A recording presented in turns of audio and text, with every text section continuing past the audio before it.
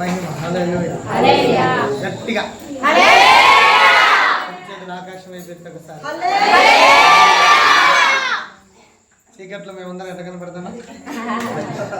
కళ్ళ కనపడలే మరి. స్తోత్రం. హల్లెలూయా. హల్లెలూయా. సంతోషంగా ఉందా లేదా మనం చూస్తుంటే?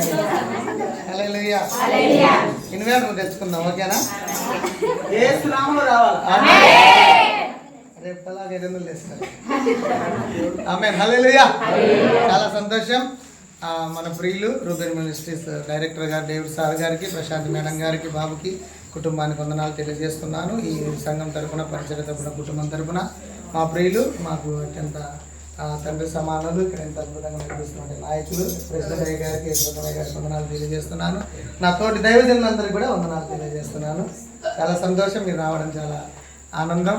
మధ్యాహ్న కలశంలో చాలా అద్భుతంగా ఇటు మందిరంలో సేవకుల కార్యక్రమము, అటు గృహంలో క్వార్టర్స్లో అయితే దైవ సేవకుల ప్రార్థన, చక్కగా ఆరాధన జరిగింది. ఇంత అద్భుతమైన సందేశం సేవకులు అందించినారు. దేవునికి స్తోత్రం.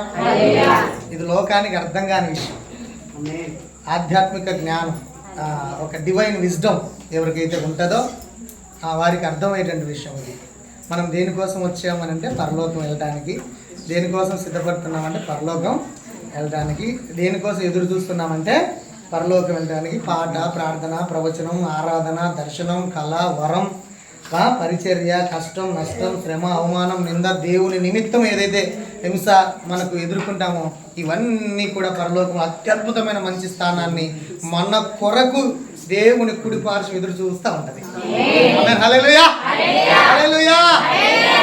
అద్భుతమైనటువంటి నిరీక్షణ కలుగజేసే దైవ సందేశాన్ని అందించడానికి మన ప్రియులు చిన్నబాబు పాస్టర్ గారు సిద్ధంగా ఉన్నారు. గట్టిగా చప్పట్లు కొట్టి దైవ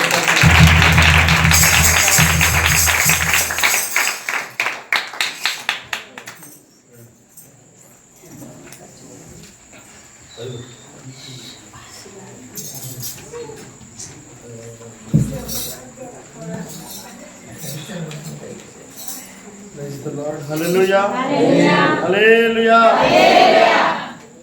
దేవుడు తన కృపలో మనందరినీ కూడా భద్రపరిచి గడిచినటువంటి 7 మాసాలు తన రెక్కల చాటును భద్రపరిచిన దేవుడు 8వ మాసంలో ఈ ప్రారంభ దినాల్లో ఆయన సన్నిధిలో మనమందరం కూడా కూడి ఉండటం ఎంతైనా మన జీవితాలకు ఆశీర్వాదకరం. అందరిని బట్టి దేవునికి మహిమ కలుగును గాక. హల్లెలూయా.